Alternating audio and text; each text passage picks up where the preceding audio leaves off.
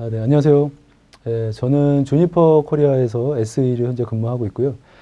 그리고 이제 주로 이제 서비스 프로바이더 쪽에 이제 기술 지원을 담당을 하고 있는 박종학이라고 합니다.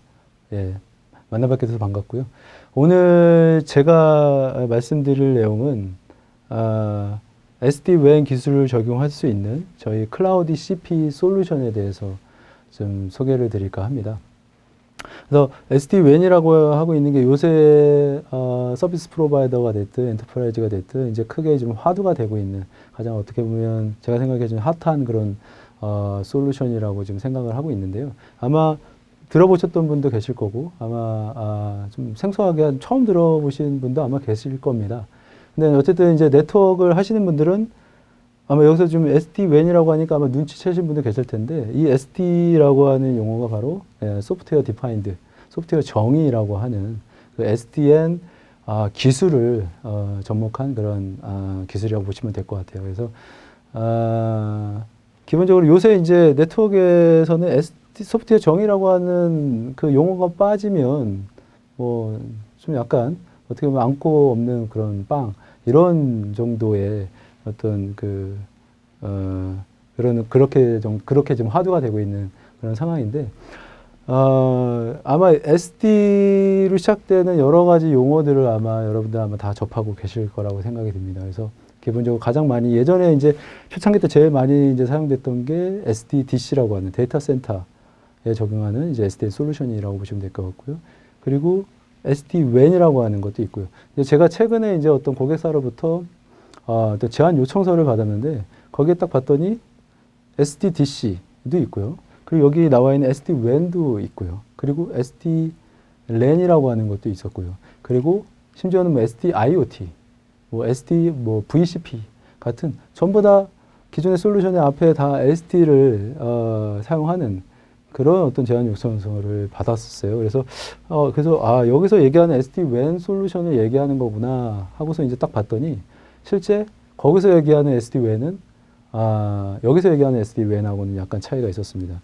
그래서 실제 이제 WAN이라고 하는 영역이 실제 이제 뭐 다양한 영역에서 이제 사용이 되는데 실제 거기서 얘기하는 이제 SD-WAN이라고 하는 거는 서비스 프로바이더의 백본 링크, 백본 구간에 사용되는 그런 WAN 영역이었어요. 그래서 어떤 뭐 그 영역에서 이제 SDN 솔루션을 이용해서 뭔가 어떤 효율적인 네트워크를 만들겠다라고 하는 그런 제안 요청서였습니다. 그래서 여기서 얘기하는 SDN은 그러면은 어떤 웬이냐 라고 하면은 엔터프라이즈 네트워크에서의 웬이라는 거죠. 실제 이제 기업이나 어떤 기관들이 어떤 이제 비즈니스를 하기 위해서 뭐 전국망이나 아니면 더 나아가서 이제 글로벌하게 어떤 지점이나 지사를 이제 구축을 합니다. 그런 지점 지사들이 당연히 어떤 여러 가지 비즈니스를 하기 위해서는 본사와 이제 연결을 해야 될 거고요. 그 본사와 연결되는 그 구간을 바로 웬이라고 얘기를 합니다. 그래서 그 구간에 이제 엔터프라이즈 웬, 어떤 비즈니스 연결 서비스 뭐 이런 것들을 이렇게 얘기하는데 그 구간에 이제 적용되는 솔루션이 바로 SD-WAN이다라고 이제 보시면 될 것 같습니다. 간략하게 이제 SD-WAN이 무엇인지에 대해서 잠깐 살펴봤는데 일단 이제 SD-WAN 정의에 대해서 이제 얘기할 때 다시 이제 말씀을 드리도록 하겠습니다. 그러면 제가 오늘 이제 준비한 이제 세미나에 대한 이제 아젠다를 말씀드리려면, 첫 번째는 이제, SD-WAN이 왜 최근에 이제 화두가 되고 있는지, 왜 시장이 SD-WAN으로 갈 수밖에 없는지, 어떤 기존의 이제 고객이나 기업의 어떤 새로운 요구사항들, 어떤 문제점들이 당연히 있으니까 어떤 SD-WAN으로 이제 어떤 요구사항들이 바뀌고 있다라는 건데, 그 시장 동향에 대해서 좀 살펴보도록 하겠고요. 그 진짜 이제 정확하게 SD-WAN이 이제 무엇이냐? 라고 하는 거에 대해서 좀 살펴보겠고요. 어떤 특정 하나의 어떤 뭐 기술, 피처를 얘기하는 거냐? 그건 아니라는 거죠. 굉장히 이제 복잡하게 여러 가지 소프트웨어, 하드웨어, 어떤 서비스들 이런 것들을 다 묶어 놓은 게 바로 이제 SD-WAN 솔루션이라고 보시면 될 것 같고. 그래서 저희가 이제 주니퍼에서 제공하는 SD-WAN 기술을 적용한 클라우드 CPE 솔루션에 대해서 좀 소개를 드리고요. 아까 말씀드렸듯이 SD-WAN을 구현하기 위해서는 다양한 소프트웨어, 하드웨어, 서비스가 필요하게 되는데 각각에 대한 구성 요소에 대해서 좀 설명을 드리고 각각 구성 요소에 대해서 좀 더 이제 좀 디테일하게 확인을 해보도록 하겠습니다. 그리고 이제 마지막으로 이미 저희 클라우드 CP 솔루션은 이미 이제 작년에 이제 출시가 돼서 이미 이제 글로벌하게 이제 아직 국내는 없지만 글로벌하게 이제 사용하고 있는 그런 커스터머가 있고요. 그래서 간단하게 이제 레퍼런스에 대해서 좀 확인을 해보도록 하겠습니다. 첫 번째가 이제 시장 동향이고요. 네. 자, 기본적으로 아까 말씀드렸듯이 지점들은 본사와 통신하기 위해서 이제 웬을 구축한다라고 했는데 이 웬은 직접 구축할까요? 그렇지 않다라는 거죠. 전국이나 이제 글로벌하게 이제 다 뭐 여러 개의 지점들이 있을 수가 있는데 그 많은 지점을 연결하기 위해서 기업들이 직접 회선을 구축한다? 이거는 이제 말이 안 되는 얘기죠. 그래서 기본적으로는 서비스 프로바이더가 제공하는 그런 웬 서비스에 가입해서 이런 그 비즈니스 연계 서비스를 받고 있다라는 거죠. 그래서 기존의 웬은 예전에는 어떤 방식을 많이 사용했냐면은 전용 회선. 지금도 이제 현재 많이 사용하고 있는. 하지만 이제 굉장히 이제 비싼 그런 서비스 연결 방식이라고 보시면 될 것 같고요. 그리고 이제 프레임 릴레이나 뭐 ATM 같은 방식들이 이제 많이 사용이 되는데 지금은 이제 잘 사용되지 않죠. 그리고 이제 2000년대 초반에 MPLS가 이제 좀 새로 나오면서 MPLS를 이용한 IPVPN, L2L3 L2L3에 대한 VPN 서비스가 굉장히 활성화됐고 지금은 거의 어떤 표준처럼 어떤 그 웬을 연결하는 데 있어서 가장 많은 고객들이 이제 사용하고 있는 그런 방식이라고 보시면 될 것 같습니다. 근데 지금은 이런데 이것들이 이제 나중에는 하이브리드 웬, 지금도 이제 하이브리드 웬이라는 게 그냥 하나의 웬을 통해서 연결하는 게 아니라 그냥 여러 개, 두세 개의 웬을 통해서 연결하는 방식이 이제 하이브리드 웬이라고 보시면 될 것 같고요. 그리고 이게 SD-WAN이나 아니면 나중에는 클라우드를 직접 이제 클라우드 프로바이더나 아니면 클라우드 익스체인지라고 하는 어떤 서비스 사업자를 통해서 바로 클라우드에 연결할 수 있는 그런 형태로 진화가 되고 있다는 겁니다. 그게 왜냐하면 실제 기업에서 사용하고 있는 서비스들이 굉장히 클라우드 서비스들이 굉장히 많다는 겁니다. 그래서 클라우드 서비스가 굉장히 확산이 되고 있다는 거죠. 그래서 이런 클라우드 서비스가 기존의 MPLS VPN 서비스를 이용을 해서 처리하는 데는 약간 문제점들이 있다라는 겁니다. 그래서 어쨌든 기업이나 어떤 고객에 여러 가지 문제점들이 있고 이런 요구사항들을 수용하기 위해서 그래서 기술은 발전할 수밖에 없다라는 거죠. 그래서 지금 현재는 MPLS VPN 서비스가 주력이지만 이제 새로운 신제품인 이제 SD-WAN이라고 하는 게 출시가 됐다라는 겁니다. 이걸 통해서 더 기업들이 더 원하는 그런 서비스들을 받을 수가 있다라는 거죠. 그럼 기존의 이제 지점이나 웬의 문제점은 무엇인지, 실제 그 기업이 요구하고 있는, 고객이 요구하는 그런 사항들이 무엇인지에 대해서 좀 세 가지 측면에서 좀 살펴볼 텐데요. 첫 번째가 바로 사용자 경험입니다. 실제 이제 사용자들 느끼기에는 굉장히 이제 불편한 점들이 많다라는 거죠. 지금 고객들은 클라우드 서비스들을 이미 많은 고객들이 지금 받고 있습니다. 클라우드 서비스는 어떤가요? 온디맨드 셀프 서비스가 가능하다는 거죠. 실제 고객이 특정 이제 웹 포털에 접속을 해서 내가 원하는 서비스를 클릭 기반으로 클릭만 하게 되면 바로 서비스가 이네이블 되는 그런 형태로 지금 클라우드 서비스를 받고 있습니다. 근데 네트워크는 그렇지 않다는 거죠. 네트워크에서 하나의 어떤 지점이나 하나의 서비스를 이네이블 하는 데 있어서 굉장히 많은 시간이 소요됩니다. 그래서 이런 것들에 대한 문제점들이 있다라는 거고요. 그리고 아까 말씀드렸듯이 기업에서 굉장히 많은 클라우드 서비스들 그리고 다양한 어플리케이션들이 지금 현재 사용이 되고 있는데 이런 거에 대해서 어떤 어플리케이션들이 지금 사용이 되고 있는지 그래서 실제 중요한 어플리케이션들이 있을 거고요. 그러니까 비즈니스에 실제 이제 상관이 있는, 연관이 되는 어플리케이션 그리고 비즈니스에 전혀 상관이 없는 뭐 개인적으로 사용되는 그런 어플리케이션 이런 것들이 있을 텐데 이런 트래픽에 대해서 실제 비저빌리티를 좀 제공하고 그리고 이런 것들에서 업무에 필요한 것들을 좀 더 우선 처리하는 그런 컨트롤이 필요하다라는 겁니다. 근데 그런 것들이 지금 현재 안 되고 있다라는 거죠.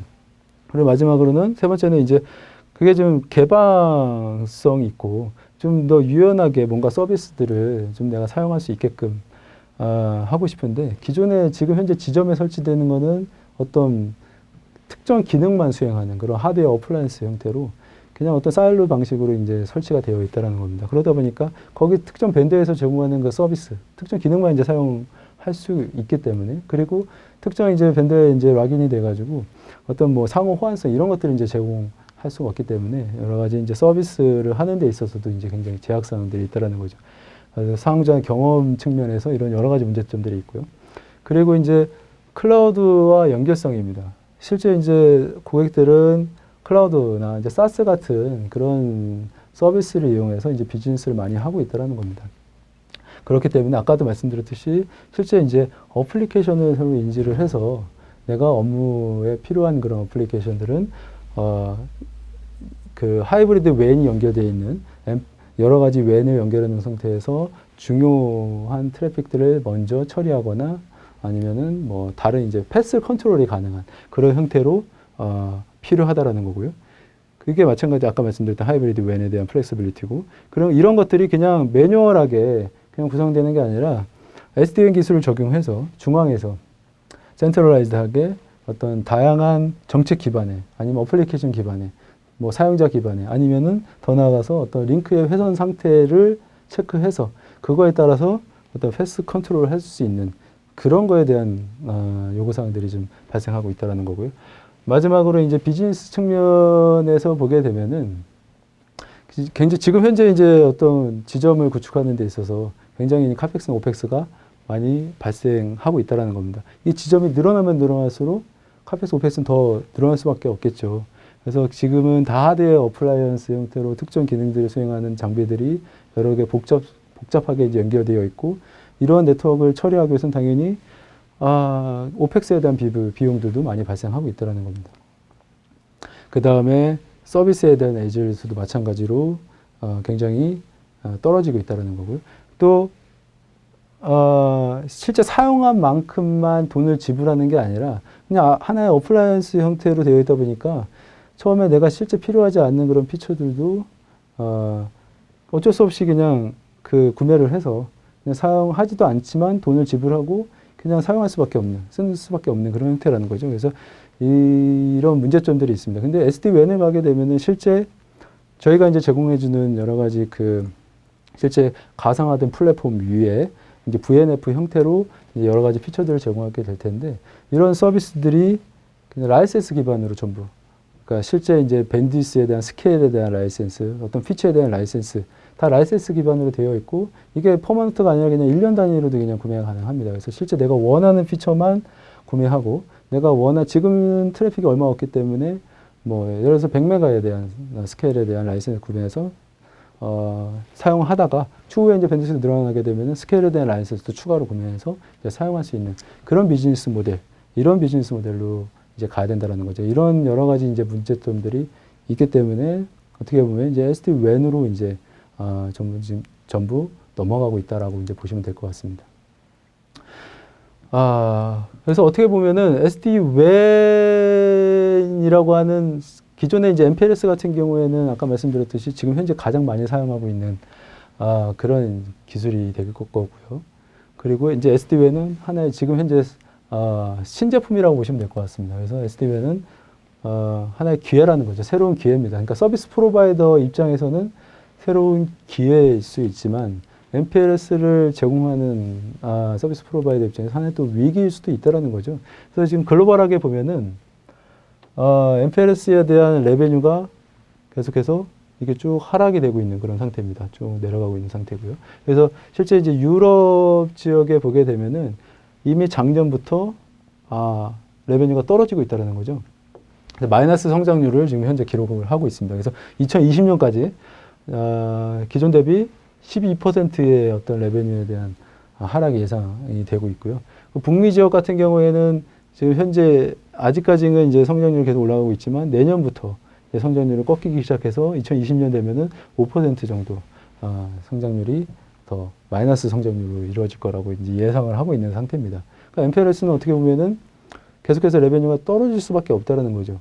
그에 반해서 SD-WAN은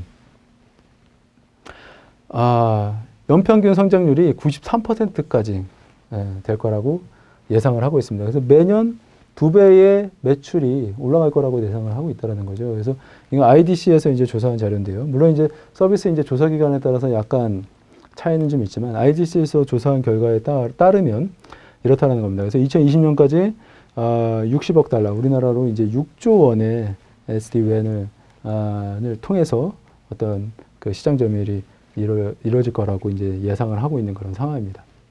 그러니까 서비스 프로바이더 입장에서는 당연히 SD-WAN을 고려를 안 할 수 없다라는 거죠. 기존에 내가 만약에 MPLS의 시장 점유율이 국내 1위예요. 그렇다고 해가지고 SD-WAN을 아예 무시해버리게 되면은 당연히 2, 3위 업체의 그 서비스 사업자들은 새로운 기회이기 때문에 기존에 이제 MPLS 다른 사업자의 MPLS 가입자를 뺏어오기 위해서 SD-WAN을 뭐 강력하게 이제 드라이브 할 수가 있다라는 거죠. 그렇기 때문에 어쨌든 뭐 기존에 이제 레베뉴는 지키면서 새로운 어떤 지금 현재 일어나고 있는 이런 SD-WAN을 얘네 어떤 가입자를 지키기 위해서는 고려를 할 수밖에 없다라는 그런 얘기가 되겠습니다. 결국 나중에 만약에 이거를 그냥 난 지금 현재 MPLS가 주력이기 때문에 SD-WAN을 만약에 뭐 도입을 안 하겠다, 고려 안 하겠다라고 한다면 결국은 다 뺏길 수밖에 없다라는 거죠. 고려를 할 수밖에 없는 그런 상황이라고 보시면 될 것 같습니다. 그래서 MPLS가 예상되는 시장 하락이 예상되는 이유는 아까 말씀드렸듯이 기본적으로 얘도 이제 세 가지 측면에서 볼 수가 있을 텐데 첫 번째가 바로 이제 경쟁입니다. 그래서 얘는 기본적으로 한 2000년대 초반부터 지금 한 10몇 년까지 굉장히 이제 성숙한 그런 마켓이에요. 그리고 가입자도 굉장히 포화되어 있습니다. 예, 그 경쟁이 굉장히 치열하기 때문에 계속해서 경쟁에 의해서 가격은 계속 하락하고 있다는 거죠. 그리고 실제 이제 기업의 어떤 서비스도 클라우드 형태로 많이 가고 있습니다. 그래서 실제 클라우드를 사용하는 사용자의 평균 6개의 클라우드를 지금 현재 이용을 하고 있다는 거고요. 그리고 퍼블릭한 클라우드에 엔터프라이즈 고객의 31%는 퍼블릭 클라우드에 약 1000개의 VM을 지금 현재 사용을 하고 있는 그런 상태입니다. 그래서 이 클라우드가 활성화되면 될수록 이 기존의 IP MPLS에 대한 종속성은 떨어질 수밖에 없다는 거죠. 그래서 이전에는 실제 지사나 지점들이 본사하고만 서로 통신하면 됐습니다. 그렇기 때문에 그냥 IP MPLS를 통해서 그냥 하나의 회선을 통해서 그냥 서로 통신을 했는데 지금은 이제 하이브리드 웽 형태로 가고 있고 그리고 클라우드 서비스들이 많이 확산이 되고 있기 때문에 실제 MPLS VPN이 아니라 클라우드는 다 어디 있죠? 인터넷에 있기 때문에 인터넷 회선을 통해서 트래픽의 사용을 좀 최적화시키고 있다는 거죠. 그래서 클라우드 서비스가 활성화되면 될수록 실제 이제 MPLS VPN에 대한 종속성은 떨어질 수밖에 없다는 거죠. 그리고 세 번째는 바로 SD-WAN이 계속해서 성장하고 있다는 겁니다. 아까도 좀 전에도 살펴봤지만 2020년까지 60억 달러, 우리나라 돈으로 이제 6조 정도의 마켓이 형성될 거라고 이제 예상을 하고 있습니다. 그래서 SD-WAN으로 가게 되면 기업 입장에서는 하나의 어떤 값비싼 MPLS VPN 망을 이용하는 게 아니라 MPLS VPN 망도 이용하면서 인터넷을 새로 연결해 놓고 실제 인터넷 클라우드 서비스 같은 뭐 이런 서비스들은 다 인터넷을 통해서 전달하기 때문에 아무래도 기업 입장에서는 어떤 회선에 대한 비용을 좀 절감시킬 수가 있다는 거죠. 그래서 SD-WAN은 계속해서 성장이 되게 되고 이러한 이유로 인해서 실제 이제 MPLS 시장은 계속해서 하락할 수밖에 없다라고 이제 보시면 될 것 같습니다. 그래서 실제 이제 기업에서 어떤 전통적인 WAN을 이용해서 구축한 경우와 그리고 이제 SD-WAN을 이용해서 구축한 경우 이거를 서로 이제 TCO에 대해서 이제 비교를 해봤는데 실제 이제 250개 지점에 대해서 3년 동안 TCO를 서로 분석해 봤더니 기존의 전통적인 WAN에 비해서 SD-WAN으로 갔을 때 약 50에서 60% 정도가 비용이 TCO가 좀 절감된다라는 거를 이렇게 확인이 됐고요. 그래서 실제 이제 어떤 쪽에 이제 비용이 절감이 되냐면 MPLS VPN망이 아니라 인터넷 회선을 통해서 사용이 될 거기 때문에 WAN에 대한 링크에 대한 사용료가 좀 감소가 될 거라는 거고요. 그리고 이제 SD-WAN을 가게 되면은 하드웨어 어플라이언스 형태로 사용되는 게 아니라 어떤 x86 서버 기반의 CP를 갖다 놓고서 거기에 VM 형태로 이제 여러 가지 이제 VNF들을 올려놓고서 서비스를 할 거기 때문에 그거에 대한 하드웨어에 대한 어떤 비용 절감 이런 것들 때문에 굉장히 이제 TCO에 대한 비용 세이브를 할 수가 있다라는 겁니다. 물론 이제 여러 가지 실제 TCO 절감에 영향을 미치는 이제 주요 요소들이 여러 가지 있겠지만 그게 이제 가장 큰 거는 아무래도 지점이 많으면 많을수록 절감이 될 수가 있겠고요. 그리고 실제 이제 MPLS VPN망보다 인터넷망 회선을 사용하는 게 아무래도 훼손 비용이 절감될 테니까 실제 이제 그 고객에 의해서 사용되는 어플리케이션 타입에 따라서도 아무래도 이 TCO는 절감에 영향을 미치는 그런 요소라고 보시면 될 것 같습니다. 네, 지금까지 시장 동향에 대해서 좀 살펴봤고요. 두 번째는 이제 SD-WAN이 무엇인지에 대해서 좀 살펴보도록 하겠습니다. 그래서 제가 이제 서두에 간단하게 이제 SD-WAN이 무엇인지에 대해서 말씀을 좀 드렸는데요. SD-WAN이라고 하는 게 인터넷을 찾아보게 되면은 다양한 형태로 이제 정의가 되어 있습니다. 그래서 실제 이제 몇 가지 이제 SD-WAN을 정의하는 인터넷을 통해서 정의하고 있는 내용을 좀 이제 발췌를 해봤는데요. 처음에 이제 제가 말씀드렸듯이 SD-WAN이라고 하는 거는 그러니까 지사하고 본사 간에 지금 지리적으로 좀 떨어져 있는 지점하고 본사 간에 연결하기 위해서 이제 WAN을 구축하게 되는데 이 WAN 연결에 어떤 SDN 기술을 이용을 해서 어떤 그 여러 가지 어떤 비용 효율화나 뭐 이런 것들을 이제 적용하기 위한 그런 기술이 바로 SD-WAN이다라고 이제 얘기를 하고 있습니다. 여기서는 이제 어떤 뭐 SD-WAN을 적용하게 되면 어떤 것들이 이룰 수 있는지 그런 거에 대한 내용은 이제 나와 있지는 않고요. 어쨌든 WAN 영역에 SDN을 적용하는 그런 기술이 바로 SD-WAN이다라는 거고요. 그리고 이제 SD-WAN이라는 게 이제 초창기 때 나왔을 때는 좀 약간 잘못 알려진 그런 내용들이 좀 있었습니다. 그게 뭐냐면 첫 번째가 바로 SDN은 단지 WAN의 옵티마이제이션을 지원하는 그런 기술이다라고 이제 얘기가 있었는데요. 물론 이제 WAN 옵티마이제이션 기술이 SD-WAN의 하나의 피처이긴 합니다. 하지만 단지 이 기술을 얘기하는 건 아니라는 거죠. 그래서 SD-WAN이라고 하는 거는 다양한 어떤 서비스 그리고 이따 뒤에도 말씀드리겠지만 어떤 여러 가지 하드웨어 그리고 소프트웨어 이런 것들이 하나의 생태계로 이루어진 그 기술이 바로 SD-WAN입니다. 그래서 이 SDN 옵티마이제이션도 SDN 피처의 하나다라고 이제 보시면 될 것 같고요. 그리고 두 번째가 마찬가지로 SD-WAN은 단지 패스 컨트롤을 위한 어떤 멀티링크 WAN 본딩 기술이다라고 이제 얘기하는 그런 경우도 있는데 이것도 SD-WAN의 하나의 피처라는 거죠. 실제 이제 SD-WAN을 적용하게 되면은 하이브리드 WAN 형태로 MPLS, VPN, 인터넷 같은 여러 개의 WAN 링크를 연결해 놓고 그리고 어떤 다양한 어떤 정책 기반의 중앙의 어떤 컨트롤러를 이용을 해서 정책 기반의 여러 개의 WAN을 로드 쉐어링하는 그런 형태로 서비스를 하게 됩니다. 그래서 이것도 SD-WAN의 하나의 피처이긴 하지만 단지 이 기능만을 이제 SD-WAN이라고 얘기하지는 않는다라는 거고요. 그리고 마지막은 실제 이제 그 텔코 백본에 패킷과 옵티컬 네트워크를 통합하는 멀티레이어를 통합하는 그런 기술이 바로 SD-WAN이다라고 이제 잘못 알려진 것도 있지만 이거는 아니라는 거죠. 물론 WAN 영역에 적용하는 SDN 솔루션이긴 하는데 이 SD-WAN은 여기서 우리가 얘기하는 SD-WAN은 이제 엔터프라이즈 네트워크에 적용되는 그런 WAN이기 때문에 텔코 클라우드의 백본 링크 간에 적용하는 그런 SDN은 아니라는 거죠. 실제 이제 주니퍼 같은 경우에도 WAN 영역에 이제 적용하고 있는 SDN 솔루션을 직접 가지고 있습니다. 그게 이제 노스스타 컨트롤러라고 하는 SDN WAN 영역에 적용하는 SDN 솔루션인데요. 근데 여기서 얘기하는 거는 이건 아니라는 거죠. 그래서 이런 좀 잘못 알려진 그런 내용들이 있습니다. 그래서 실제 SD-WAN을 사용하게 되면은 실제 이제 IT 관리자가 기본적으로 이제 인터넷 기반 또는 하이브리드 연결을 디플로이 할 때 본사와 지사 간의 연결을 하는 데 있어서 보다 쉽고 그리고 좀 더 안정성 있고 그리고 안전하게 연결해주는 그런 기술이다라고 이제 얘기를 하고 있습니다.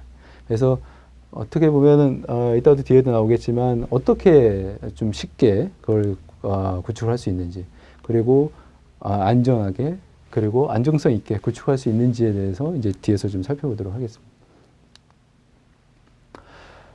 그래서 SDN의 특징을 잠깐 살펴보겠는데 아까도 말씀드렸듯이 SDN은 다양한 형태로 이제 정의를 하고 있어요. 그래서 특정 하나의 이제 피처만을 SD-WAN이라고 이제 얘기를 하지 않기 때문에 가트너가 이제 정의한 SDN의 어떤 주요 핵심 기능 4가지를 정의를 했습니다. 그게 첫 번째가 뭐냐면 다양한 WAN 커넥션을 지원해야 된다는 겁니다.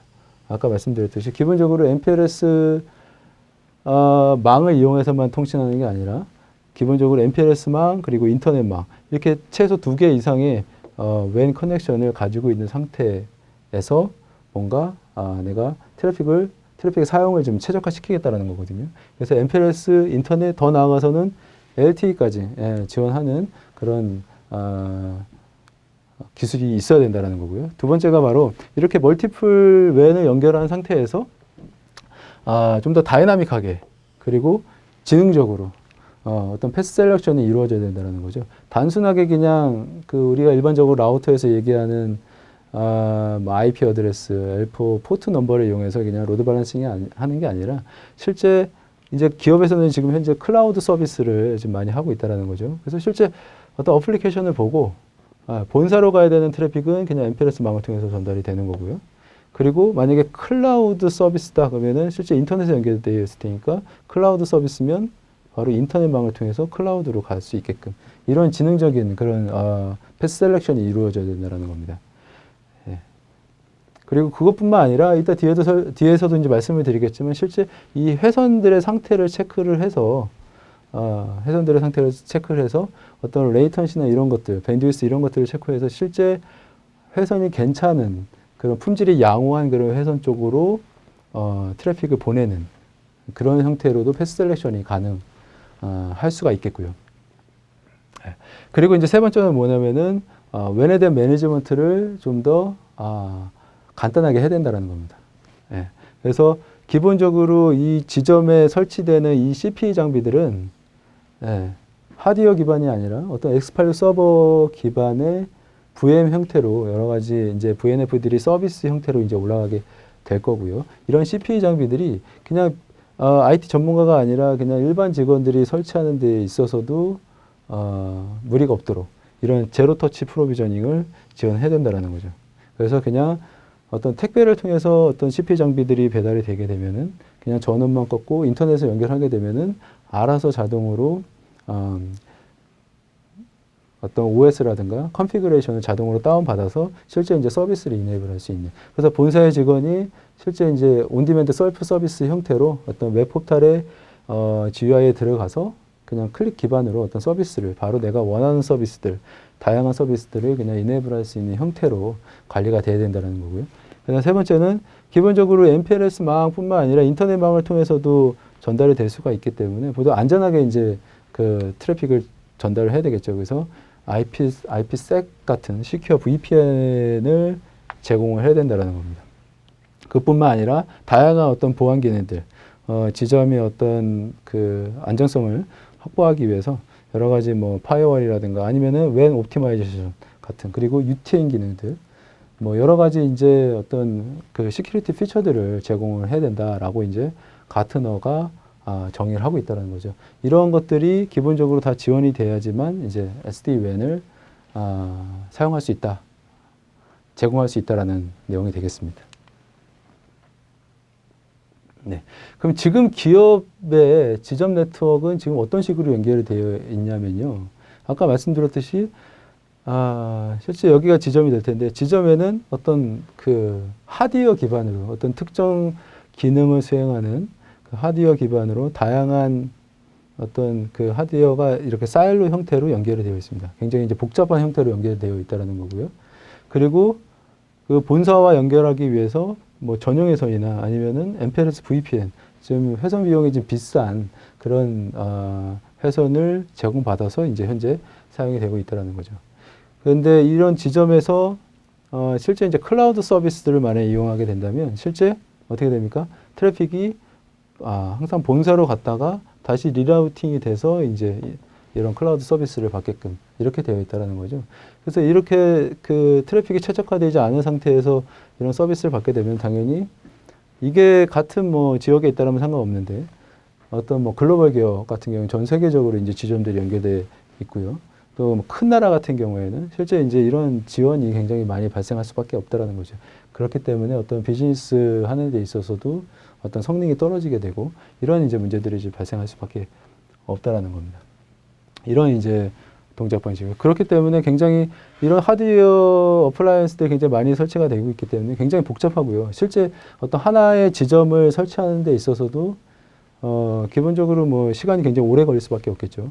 그리고 이런 많은 장비들을 관리해야 되기 때문에 이제 어떤 IT 전문가가 이제 필요할 수밖에 없다라는 겁니다. 그래서 오펙스도 이제 늘어날 수밖에 없겠고요. 카펙스나 오펙스 다 늘어날 수밖에 없겠고요. 네. 네. 그래서 그리고 이제 말씀드렸듯이 전용에서 있는 이제 MPLS VPN 같은 경우 회선 비용이 이제 비싸기 때문에 여기에 이제 다양한 이제 어떤 클라우드 서비스라든가 아니면 대용량의 어떤 비디오 트래픽들 이런 어플리케이션들이 만약에 사용이 된다라고 하면은 이 회선에 대한 비용이 굉장히 더 올라갈 수밖에 없겠죠. 이런 지금 현재 지점 네트워크의 문제점이라고 보시면 될 것 같고요. 그러면 이런 지점 네트워크가 앞으로는 어떻게 변하냐? SD-WAN을 도입하게 되면은 어떤 식으로 가게 되냐면 기존의 지점 네트워크는 X86 기반의 좀 단순한 CPE 장비를 설치하면은 아까 말씀드렸듯이 제로 터치 프로비저닝을 통해서 여기에 다양한 서비스들이 VNF 형태로 올라가게 됩니다. 네, 그렇기 때문에 굉장히 복잡성이 떨어지게 된다는 거죠. 단순하게 이제 관리가 가능하다라는 거고요. 그리고 실제 이제 MPLS VPN망이 아니라 인터넷망을 통해서 IPsec VPN을 통해서 연결이 되어 있기 때문에 기본적으로 트래픽에 대한 패스도 최적화시킬 수가 있다는 거죠. 본사로 가야 되는 트래픽은 본사로 가게 되고 그리고 클라우드나 어떤 인터넷으로 가야 되는 트래픽은 본사를 통하지 않고 바로 이렇게 직접 갈 수가 있다는 겁니다. 네. 그렇기 때문에 실제 이제 어떤 훼손 비용에 대한 부분도 굉장히 절감시킬 수가 있겠고요.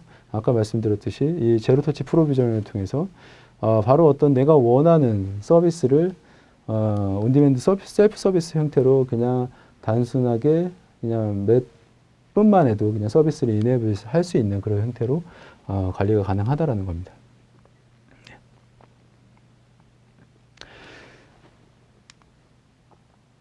네. 그래서 지금까지 이제 SDN이 무엇인지에 대해서 잠깐 이제 살펴봤고요. 그 다음에 이제, 세 번째로 이제 저희가 살펴볼 내용은 저희 주니퍼에서 제공하는 SD-WAN 기술에 대해서 좀 보도록 하겠습니다. 그래서 SD-WAN 기술을 적용할 수 있는 저희 클라우드 CPE 아키텍처 솔루션에 대해서 좀 소개를 좀 드리도록 하겠습니다. 네. 저희 클라우드 CPE 솔루션은 개방형입니다. 그리고 엔드-투-엔드 저희가 다 제공을 해드릴 수 있는 그런 아키텍처로 구성이 되어 있고요. 그리고 SDN NFV 형태로 적용할 수 있게끔 구조가 되어 있습니다. 그래서 여기 보시면은 실제 여기가 이제 지점 네트워크가 될 거고요. 이쪽이 실제 이제 서비스 프로바이더 네트워크가 될 텐데 여기 지점에 어떤 그 X86 서버 기반의 CPE 장비가 들어가서 여기에 VNF들이 이제 여러 가지 서비스들이 VNF로 올라가게 될 텐데 이런 VNF들을 관리하는 제어를 하는 오케스트레이션이나 아니면은 이제 NSC라고 하는 네트워크 서비스 컨트롤러 이제 SD-WAN에서 사용할 수 있는 이제 저희 컨트롤러 그리고 실제 이 브랜치 장비가 저희 이제 게이트웨이에 연결될 수 있게끔 이 게이트웨이도 이제 같이 어떤 그 표준화된 어떤 네컴프 양 기반으로 해서 어떤 여러 가지 컨피그레이션이 자동으로 내려갈 수 있게끔 그렇게 구조가 되어 있고요. 그래서 서비스 매니지먼트는 저희 이따 뒤에서 이제 설명을 드릴 텐데 저희 컨트롤 서비스 오케스트레이션이라고 하는 CSO라고 하는 걸 통해서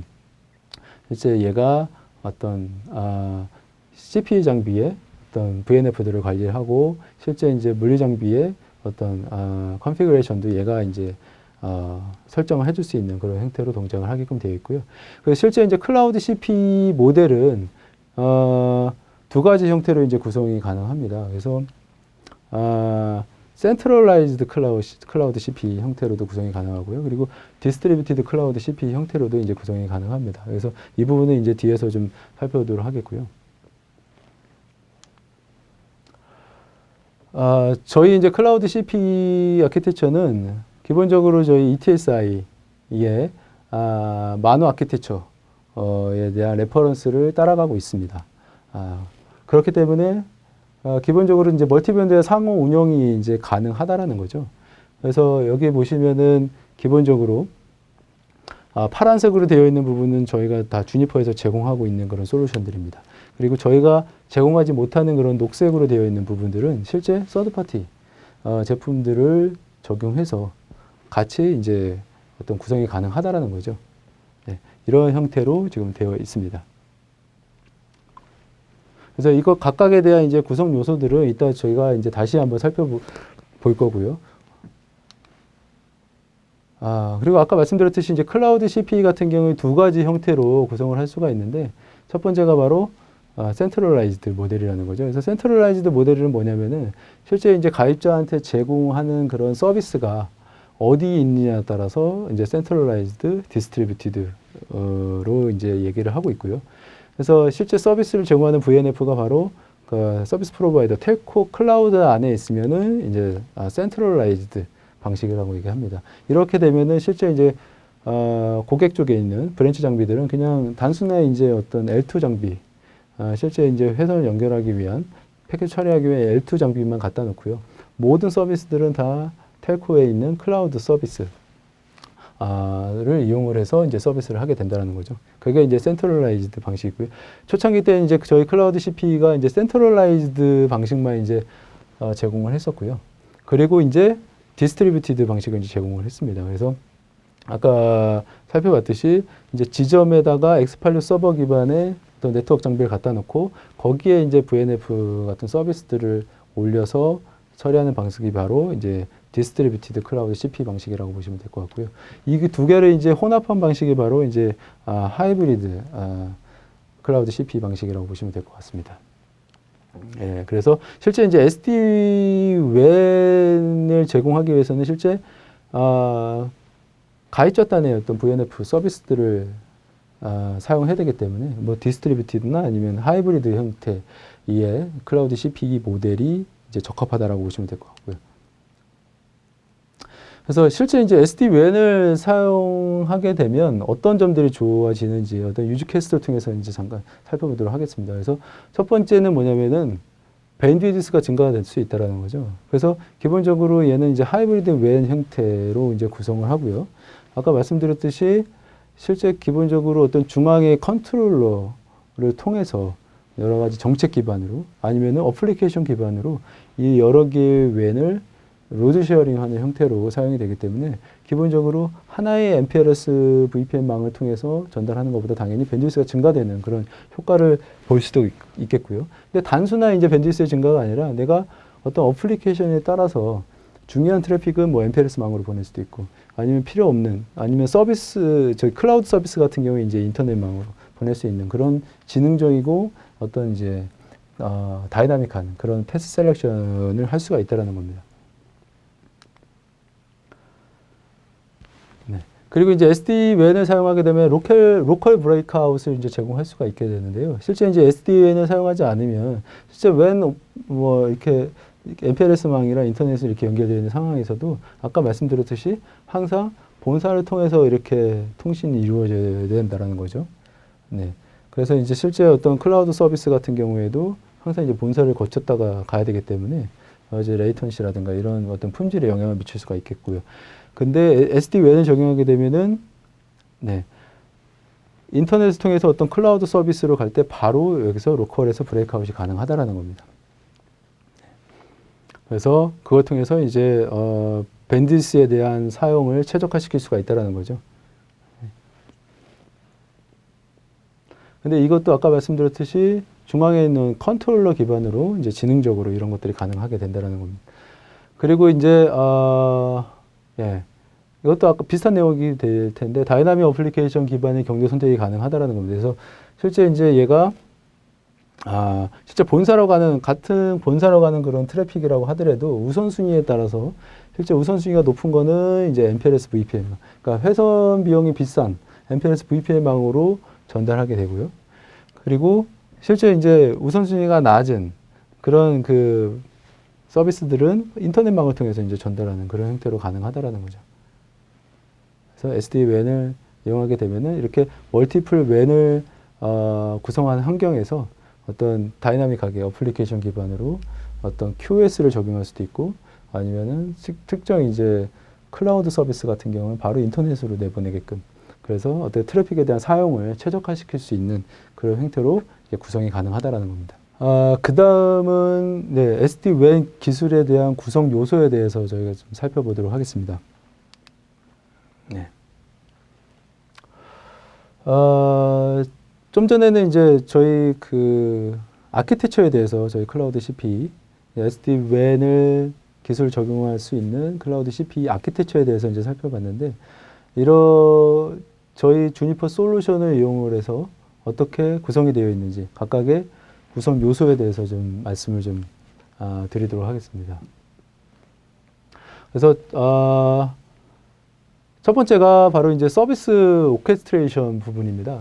예, 서비스 오케스트레이션 부분. 그래서 기본적으로 저희 그 지점 네트워크에 있는 CPE 장비들을 가상화 형태로 이제 여러 가지 NFV 기술을 적용했기 때문에 여기에 대한 부분을 자동화시키는 그런 역할을 이 서비스 오케스트레이션에서 수행을 하게 되고요. 그리고 이 서비스 오케스트레이션은 이따 뒤에도 보겠지만 다양하게 이제 어떤 여러 가지 웹 포탈을 제공을 합니다. 그래서 직접 사용자가 웹 포탈에 접속을 해서 내가 이제 서비스를 이네이블 할 수 있는 그런 형태의 오케스트레이션이 되겠고요. 그리고 이제 인프라 오케스트레이션이 있는데, 이거는 이제 아까 그 클라우드 CP를 구축하는 데 있어서 센트럴라이즈드 방식이 있고 디스트리뷰티드 이제 방식이 있다고 말씀드렸는데, 이 인프라 오케스트레이션 같은 경우는 이제 센트럴라이즈드 클라우드 CP를 구성을 할 때 이 텔코 클라우드 안에 있는 이 인프라들, 엑스팔로 서버 위에 이제 다양한 VNF들 서비스들을 이제 올리게 되는데, 이 서비스들을 오케스트레이션 하기 위해서 사용되는 오케스트레이션이라고 보시면 될 것 같습니다. 그리고 이제 지점 네트워크에 이제 CPE 장비들이 올라가게 될 거고요. 근데 CPE 장비는 이제 두 가지 형태로 이제 올라가게 되는데, X86 서버 기반의, 그래서 NFV 기술을 이용해서 다양한 이제 VNF 서비스들을 할 수 있는 그런 형태의 NFS 250과, 그리고 나는 이런 가상화 기술이 싫고 그냥 기존에 사용하던 하드웨어 어플라이언스 그대로 사용하겠다라고 한다라면, 그냥 저희가 기존에 가지고 있던 하드웨어 어플라이언스인 SRX라고 하는 저희 보안 프로덕을 이용을 해서 이제 구축할 수도 있겠고요. 그래서 그리고 이제 NFX 250을 이제 사용하게 되면은 거기 이제 VNF들을 올려야 될 텐데, 기본적으로 이제 저희가 이제 제공하고 있는 VSRX나 아니면 VMX 같은 VNF들을 사용할 수도 있겠고요. 그리고 이제 서드파티 VNF도 이제 적용할 수가 있겠습니다. 그래서 기본적으로 SD-WAN을 제공하기 위해서는 뭐 여러 가지 이제 피처들이 이제 사용이 필요할 텐데, 이제 WAN 옵티마이제이션이나 아니면은 뭐 와이어리스 랜의 컨트롤러 같은 그런 솔루션들을 이제 저희 주니퍼가 가지고 있지 않기 때문에, 이런 것들을 이제 서드 파티 어떤 멀티 벤더를 이용을 해서 저희가 같이 이제 제공을 해드리고 있습니다. 그리고 실제 이제 텔코 클라우드에 이제 여러 가지 네트워크를 연결하기 위한 네트워크 장비들, 이런 것들로 이제 구성이 되어 있다는 거죠. 그래서 실제 이제 SD-WAN이라고 하는 걸 적용하기 위해서는 이렇게 여러 가지 이제 서비스라든가 어떤 하드웨어라든가 소프트웨어, 이런 것들이 이제 종합적으로 사용이 돼야지만 이제 SD-WAN을 구성할 수 있다라고 이제 보시면 될 것 같습니다. 그래서 각각의 이제 구성 요소에 대해서 이제 살펴볼 텐데, 먼저 이제 CSO라고 하는 저희 컨트롤 서비스 오케스트레이터입니다. 예. 그래서 얘는 이제 개방형 플레임워크를 기반으로 지금 설계가 되어 있고요. 그래서 NFV를 제공하는 그런 오케스트레이션이고 어떤 관리 플랫폼이라고 보시면 될 것 같아요. 그래서 기본적으로 중앙에서 다양한 여기 디스트리뷰티드 클라우드 방식이라고 하면 여기에 이제 지점에 이제 VNF들이 올라갈 텐데, 그것들을 관리하고 그리고 이제 오케스트레이션 하는 그런 역할을 한다라고 보시면 될 것 같습니다. 그래서 이렇게 GUI 형태로 모든 서비스들을 오케스트레이션 하게끔 되어 있어요. 그래서 다양한 기능들을 GUI 클릭 기반으로 구성을 해서 이제 서비스를 오케스트레이션 하게끔 그렇게 되어 있습니다. 그래서 CSO는 이제 다양한 어떤 기능들을 제공을 하고 있어요. 그래서 어떤 도커 기반의 여러 가지 기능들을 어떤 마이크로 서비스 형태로 제공을 하고 있고요. 그리고 실제 어떤 서비스를 이네이블하기 위해서 다양한 포털을 제공을 합니다. 그래서 실제 어떤 서비스 프로바이더의 어떤 관리자가 접속해서 사용할 수 있는 그런 디자이너 포털, 그리고 어드민 포털, 그리고 실제 이제 커스터머가 내가 서비스를 직접 이제 이네이블하기 위한 온디맨드 서비스, 셀프 서비스를 하기 위한 커스터머 포털, 이렇게 세 가지 포털을 이 CSO를 통해서 제공을 하고 있습니다. 그래서 각각의 이제 포털에서는 어떤 역할들이 하는지는 일단 뒤에서 좀 다시 살펴보도록 하겠고요. 네. 네. 그래서 바로 이제 살펴보도록 하겠습니다. 그래서 CSO에서 실제 이제 서비스를 생성하는 단계인데요.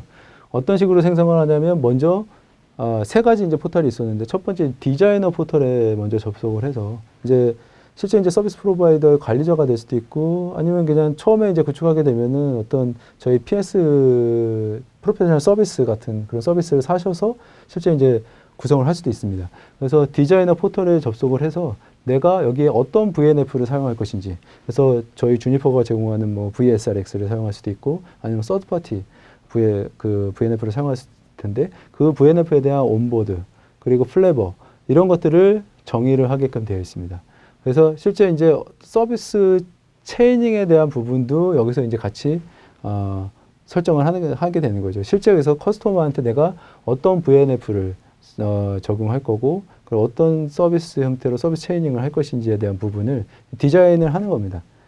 첫 번째 그래서 이렇게 하고 나서 그 다음에 이제 두 번째는 어드민 포털에 가가지고 실제 어떤 고객의 어떤 서비스가 요청이 들어왔다 라고 하면은 그 고객은 내가 어떤 지역의 지점들이 있을 거고 어떤 서비스를 사용할 거고 어떤 정도의 내가 리소스를 사용하겠다라고 하는 게 이미 이제 계약이 됐겠죠. 그래서 이 어드민 포털에 가서 테넌트에 대한 매니지먼트, 그 다음에 사이트, 서비스 이런 거 그리고 이제 서비스 체이닝에 대한 여러 가지 카탈로그에 대한 매니지먼트를 실제 설정을 합니다. 그리고 어드민 포털에서는 이런 설정이 되어 있는 상태에서 실제 고객이 운용하는 상태에서 모니터링이라든가 이런 것들도 트래블스팅도 이제 가능한 그런 포털이 되겠고요. 그런 상태에서 가입자에 대해서 생성을 하게 되면은 가입자한테 실제 이제 커스터머 포털에 대한 그 사이트 정보를 제공을 합니다. 그러면 실제 엔드 유저가 커스터머 포털에 접속을 해서 이때 패스워드랑 이제 뭐 유저 아이디랑 패스워드를 제공하겠죠. 그래서 인증을 통해서 어떤 사용자 기반으로 정책 기반으로 해서 실제 네트워크 서비스를 이니시에이트 하는 그런 과정을 거친다라는 거죠. 그래서 내가 여기 어드민 포털에서 실제 그 서비스 프로바이더의 관리자가 지정해준 그런 서비스를 이용을 해서 내가 실제 서비스를 이네이블 하는 거죠. 그래서 어떤 특정 지역의 특정 지점의 그 CPU 장비에는 어떤 뭐 나트 서비스를 하겠다. 아니면은 나트뿐만 아니라 어떤 뭐 웬 옵티마이제이션 서비스를 하겠다라고 그 서비스를 지정하게 되면 실제 그게 CS를 통해서 실제 이제 CPU 장비로 이제 내려가게 된다는 거죠. 그러면서 이제 서비스가 실제 프로비저닝이 되는 그런 형태로 구성이 되어 있습니다. 그래서 CSO에 대해서 이제 설명을 드렸고요. 실제 이제 지점 네트워크에 설치될 수 있는 CPU 장비, X86 서버 형태의 네트워크 장비로 구축할 수도 있고요. 아니면은 하드웨어 어플라이언스 형태 두 가지로 이제 구축할 수 있다라고 이제 말씀드렸는데, 이제 NFX 250이라는 게 바로 X86 서버 기반의 네트워크 장비입니다. 그래서 여기에 VM 형태로 다양한 이제 VNF들을 올릴 수가 있겠고요. 네, 기본적으로 여기는 이제 VNF를 사용하지 않더라도 일반적으로 저희 주노스가 올라가요. 기본적으로 이제 주노스가 올라가 있어서 라우팅이나 스위칭에 대한 그런 기능들을 수행을 할 수가 있겠고요. 그리고 KVM 리눅스를 사용하고 있습니다. 그렇죠? 그리고 기본적으로 모델은 두 가지 모델이에요. 그래서 실제 이제 메모리가 16기가 그리고 32기가 이 두 가지 S1, S2 이렇게 두 가지 타입으로 되어 있는 그런 형태가 되겠습니다. 그래서 NFX 250 플랫폼을 좀 더 자세하게 보게 되면요. 얘는 X86 서버 기반으로 되어 있지만 실제 여기 스위치 모듈이 들어가 있습니다. 탑재되어 있습니다. 그래서 스위치 에이직이 들어가 있어서 얘가 기본적으로 10개의 원지 UTP 그리고 SFP 원지 2포트 그리고 10G SF 플러스 두 포트도 이제 같이 제공을 하고 있는 그런 상황입니다. 그래서 아까 말씀드렸듯이 여기에 이제 리눅스 KVM 형태로 하이퍼바이저가 올라가 있고 여기에 VM 형태로 이제 다양한 VNF들을 이제 올려서 이제 사용할 수 있는. 그리고 기본적으로 저희 이제 주노스를 제공하고 있기 때문에 라우팅이나 스위칭에 대한 부분들은 기본적으로 이제 사용이 가능합니다.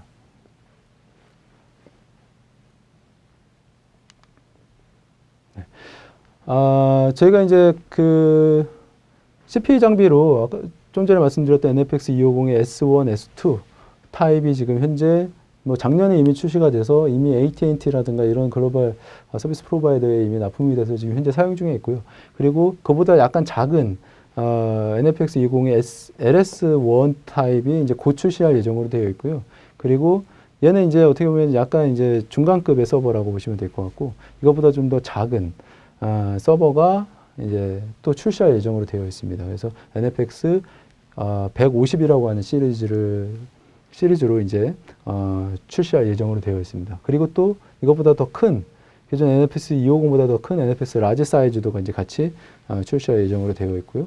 그리고 아까 말씀드렸듯이 일반적인 하드웨어 어플라이언스 형태로 내가 그냥 CPU 장비를 사용하겠다라고 하면은 이제 SRX 저희 300 시리즈 다양한 이제 SRX 시리즈들이 있기 때문에 그걸 이용해서 이제 CPU 장비로서 이제 사용 가능합니다. 네. 그래서 실제 이제 NFX 250은 제로 터치 프로비저닝을 지원을 하고 있습니다. 그래서 실제 이런 제로 터치 프로비저닝이 어떤 식으로 이루어지는지 한번 그 워크플로우에 대해서 한번 좀 보도록 하겠습니다. 그래서 기본적으로 여기 지점에 이제 클라우드 CP 이 장비가 있죠. 그래서 실제 아까 말씀드렸듯이 실제 이제 지점에 어떤 IT 전문가가 있지 않더라도 그냥 어떤 택배를 통해서 이제 CPU 장비를 배달하게 되면 거기는 일반직 그냥 사원이 전원 연결하고요. 그래서 인터넷을 연결을 그냥 시켜놓으면 된다라는 거죠. 그걸 하기 전에 미리 이제 저희 그 CSO라고 하는 아까 말씀드렸던 오케스트레이터 있죠. 컨트롤 서비스 오케스트레이션. 거기서 미리 이 NFX에 대한 정보를 등록을 해야 됩니다. 여기에 있는 시리얼 정보 이런 것들을 등록을 해놓고요. 그리고 저희 주니퍼에서 제공하는 리다이렉트 서버가 있어요. 여기서 여기 주소로 기본적으로 그 NFX 250이 전원이 켜지게 되고 인터넷 연결하게 되면 이쪽으로 이 액티베이션 서버에 대한 정보를 얘가 물어보게끔 되어 있습니다. 네. 그래서 미리 얘가 액티베이션 서버에 얘가 NFX에 대해서 등록을 하고 그 다음에 이 리다이렉션 서버에도 이 NFX에 대한 정보를 미리 지정이 되어 있어요. 정보를 이제 추가를 해놔야 되지만 이제 가능하고요. 그런 상태에서 전원을 켜고 인터넷에 연결을 하게 되면 얘가 자동으로 기본 이제 팩토리 디폴트 설정에 이 리다이렉션 서버에 대한 주소가 이제 들어가 있기 때문에 바로 이제 리다이렉션 서버에 접속을 하게 되고요. 그래서 실제 이제 얘가 인증된 NFX 서버 NFX 250이다라고 하면은 얘가 액티베이션 서버에 대한 정보를 전달하고 하게 되고요. 이 CPU 장비는 그때 이제 액티베이션 서버로 접속을 하게 됩니다. 그래서 액티베이션 서버에 접속하게 되면은 미리 이제 얘가 지정한 액티베이션 코드가 있어요. 그 코드를 미리 넣어놨고 그걸 이제 이 사용자한테 알려주게 되면은 이제 액티베이션 코드를 넣으라고 하는 창이 나옵니다. 그러면 액티베이션 코드를 넣어서 그게 인증이 되게 되면은 실제 이제 액티베이션 서버에서 이 NFX가 등록이 되면서 실제 이제 컨트롤 저희 CSO로 그 해당 정보를 전달하게 되고 그때부터 이제 NFX를 실제 사용할 수 있는 그런 형태로 가게 된다는 거죠. 이런 식으로 이제 제로 터치 프로비저닝이 됩니다. 그래서 실제 여기 이게 끝나거나 액티베이션 서버를 통해서 실제 인증이 끝나고 나면은 이 CSO를 통해서 이제 새로운 OS, 여기서 사용되는 OS와 그 다음에 컨피그레이션을 이제 다운로드 받게끔 그렇게 되어 있습니다.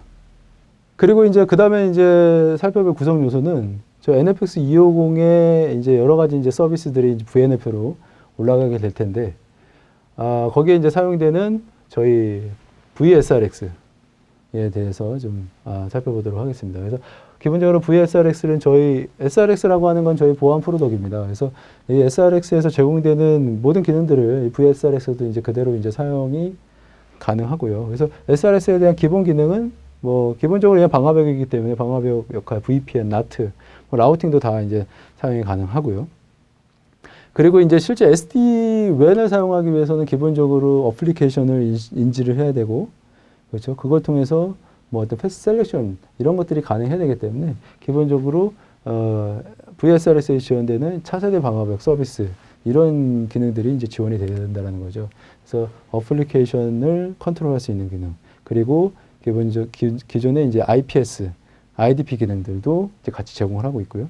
그리고 유저 기반의 파이어월 이런 것도 유저 기반으로 내가 패스 셀렉션을 할 수 있는 그런 형태로도 제공이 가능합니다.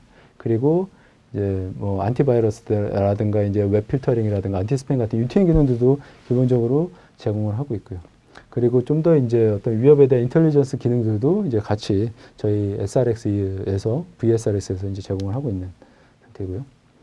그래서 기본적으로 SD-WAN의 피처들은 다 저희 VSRX에서 지원이 된다라고 보시면 될 것 같아요. 네.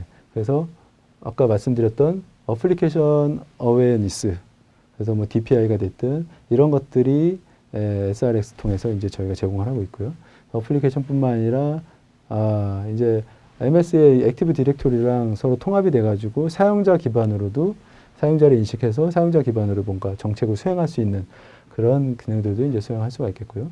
그리고 기본적으로 SD-WAN을 사용하게 되면은 다양한 WAN을 통해서 특히 이제 인터넷을 통해서 이제 어떤 안전한 그런 통신이 돼야 되기 때문에 기본적으로 IPsek도 같이 이제 제공을 하고 있고요.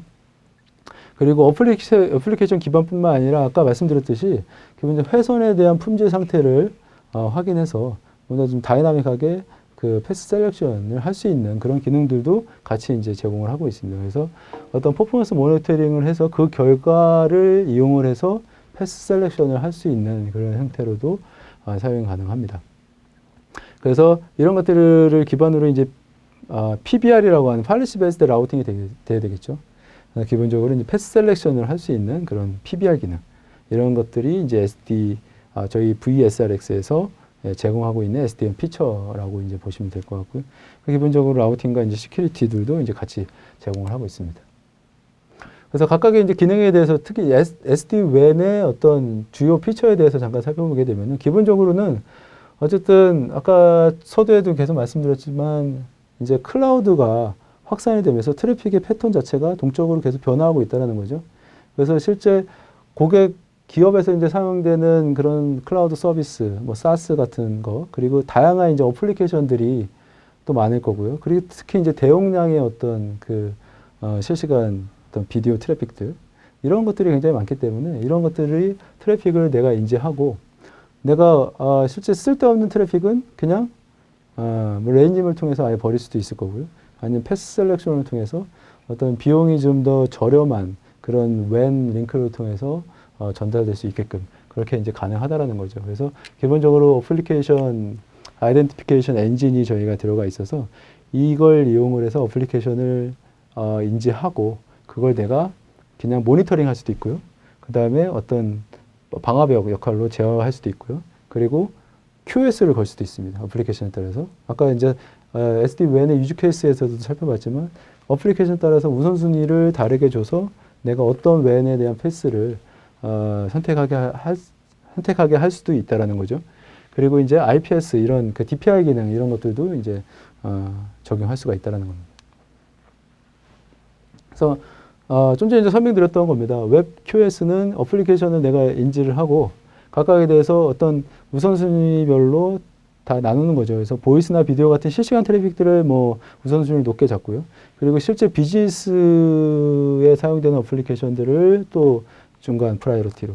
그리고 실제 이제 비즈니스 상관없는 그런 트래픽들, 이런 것들을 이제 로우 프라이어리티로 설정을 해서 이걸 기반으로 해서 실제 이제 패스 셀렉션을 할 수가 있다는 거죠. 아니면 아예 트래픽을 막을 수도 있겠고요. 웹 트래픽을 이제 실제 내가 지나다니고 있는, 내가 사용하고 있는 어플리케이션들이 어느 정도 비중을 차지하고 있는지, 이런 것들을 이제 확인하고 싶을 때 이제 사용할 수 있다는 거죠. 그래서 기본적으로 이제, GUI 방식으로 해서 이렇게 그래프 형태로 내가 어떤 어플리케이션들이 얼마만큼 사용되고 있는지, 이런 것들을, 실제 이제 확인이 가능합니다.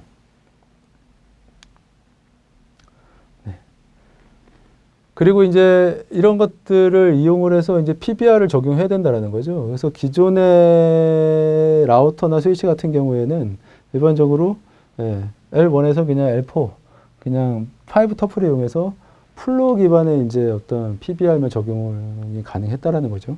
하지만 이제 SD-WAN을 사용하게 되면은 기본적으로 여러 가지 이제 L7까지 이제 이용을 해서 패스 셀렉션이 이루어져야 되기 때문에 아까 말씀드렸던 어떤 그 회선의 품질 상태를 체크를 해서 그 결과를 통해서 내가 원하는 패스로 전달할 수도 있겠고, 이제 실제 기업에서 사용하는 다양한 이제 어플리케이션들을 구분을 해서 이제 패스 셀렉션 할 수도 있겠고, 이제 어떤 사용자 기반으로, 어떤 그룹 기반으로도 내가 이제 패스 셀렉션을 할 수 있는 형태로 구성이 가능하다라는 겁니다. 네, 이거는 아까 말씀드렸듯이 이제 어떤 회선의 품질 상태를 이제 체크를 해서 그 결과를 이제 PBR 적용해서 패스 셀렉션이 가능하다라는 거죠. 그래서 기본적으로 뭐 RPM이라든가 T암프라든가 뭐 IP 모니터링을 통해서 뭐 BFD나 여러 가지 이제 기본적으로 저희 주노스에서 제공되는 그런 그 기능을 이용을 해서 회선 상태를 체크를 하게 되고요. 그 결과를 이용을 해서 이제 PBR을 적용할 수가 있다라는 겁니다.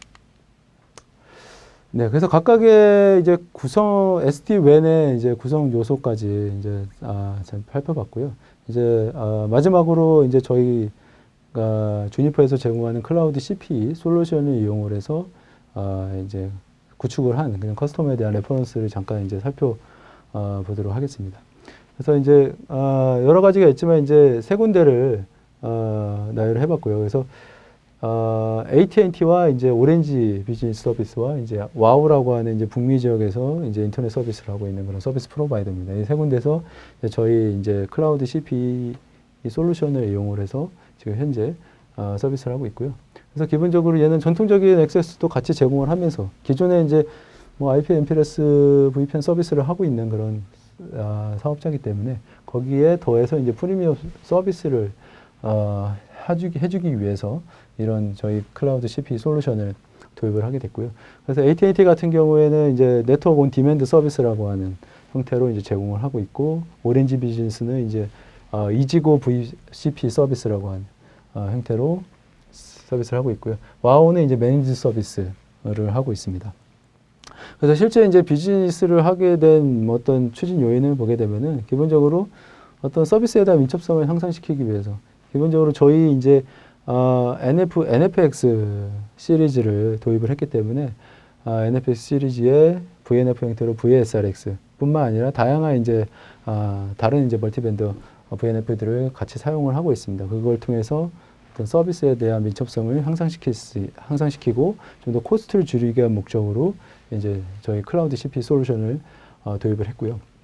오렌지 비즈니스 같은 경우에도 뭔가 좀 에지리티를 좀 향상시키기 위해서 좀 도입을 했고, 저희의 얘는 이쪽은 이제 디스트리뷰티드 클라우드 CPE 솔루션을 도입한 거고요. 얘는 이제 센트럴라이즈드 클라우드 CPE 솔루션을 도입을 했습니다. 거기에 그래서 저희 주니퍼 기반으로 멀티밴드에 대한 VNF 인바이러먼트를 제공하는 그런 오케스트레이션이 같이 들어가 있고, 저희 컨트레일 그리고 그 엑스팔 서버의 VNF는 이제 VSRX가 올라가서 사용 중입니다. 그래서 2016년에 작년에 이제 다 디플로이 되어서 지금 현재 사용 중에 있고요. 네.